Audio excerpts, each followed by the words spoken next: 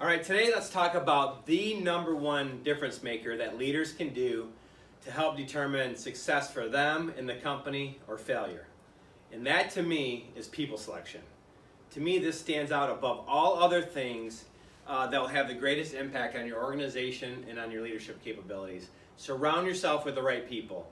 And so what I have found is going through numerous recruiting cycles over the years, both myself as leading the search for a candidate or being involved with another leader is that people sometimes kind of get themselves turned sideways during the recruiting selection. It makes them make bad choices, basically. And what happens is we start to fall in love with a candidate maybe too early, and we start to see red flags come up, really question marks about the candidate, but we start to overlook them, and we start to make excuses, and we start to kind of justify different things. And we end up hiring a candidate that in the long run is not a good fit for Service Express, and we're not a good fit for that candidate. And so we just recently went through this a little bit with some new leaders around Service Express, and really kind of had a light bulb moment for us. And it was this. It was when you're recruiting, when you're looking at a candidate, you need to have kind of set a high bar for what you're looking for, be very clear. And as you go through each step of the process, you need to gauge against that bar.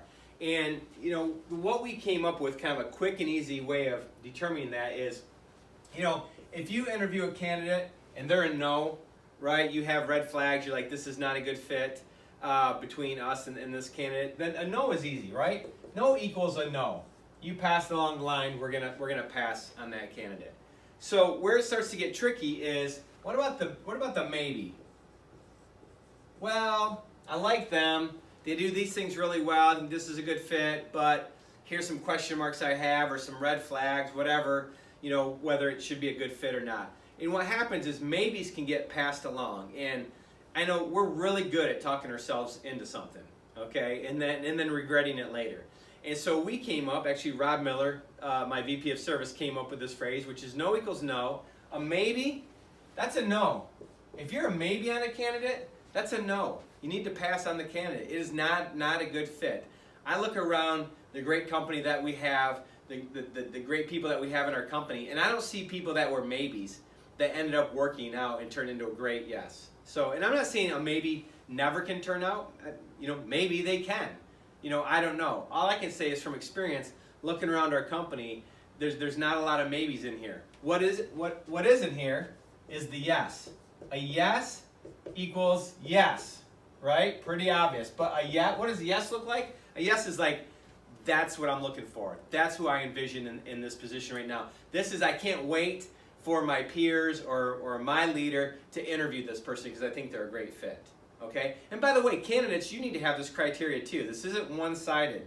This isn't, and this isn't we think we're good and you're bad. Candidates, if you interview at Service Express or anywhere else and it's a no, it's a no. If it's a maybe, maybe explore a little bit more, but if it's a maybe, it's a no. Only take a job where it's an absolute yes. It is, it still might not work out, but you look and go, that's what I've been looking for. That's absolutely the chance that I want to take and to do that. And so it goes both ways, but no equals no, maybe equals no, yes equals yes. Use this the next time that you're hiring someone as you're going through the process with your team. And I think things like this bring great clarity to sometimes foggy situation. Good luck, everybody.